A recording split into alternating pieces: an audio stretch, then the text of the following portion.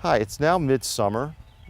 It's the end of June, and the lawns, actually we've got a decent amount of rain recently, so you see some pretty good color. If you look around the neighborhood, you'll see some drought stress, but right now the lawns are looking pretty good. There are several things we look at during the summer to maintain a nice lawn. One is mowing practices, another is watering practices. Now, other things that can affect your lawn in the summer are various types of weeds. There's insect problems and disease problems as well.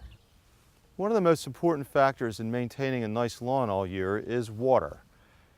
In most regions of the country, there's not enough adequate rainfall to have the lawn looking green at all times.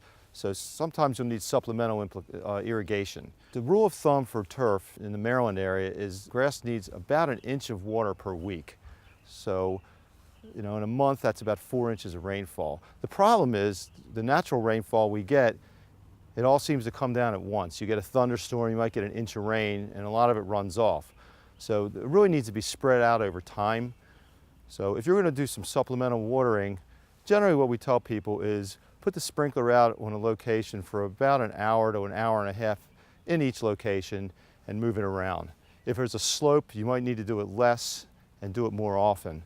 But generally once a week. If the property's flat, you can do once a week, for about an hour and a half, and that should be adequate.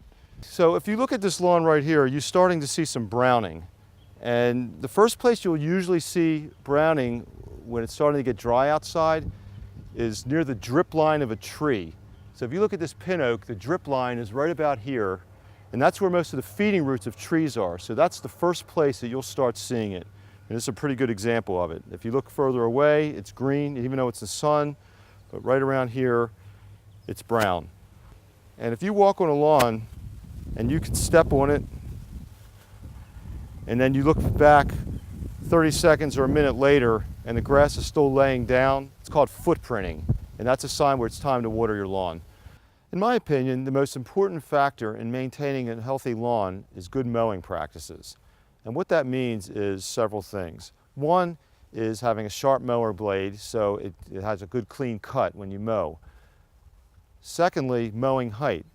And the mowing height we generally recommend for cool season grasses like bluegrass and fescue is 3 inches, 3-inch mowing height.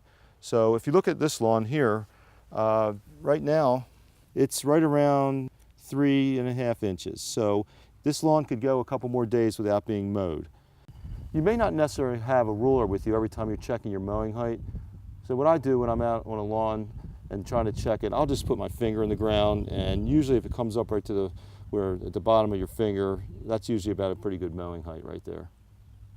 One of the new services that we offer is, we call it organic root stimulant.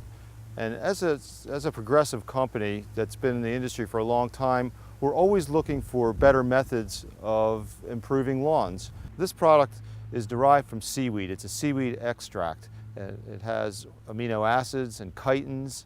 So take a look at the brochure on Nitrozyme. We apply this product as a liquid in the summer, in July and August. It can be applied in drought conditions. It should make your lawn more drought tolerant. And we think this is going to be the wave of the future, is more organic products in our program.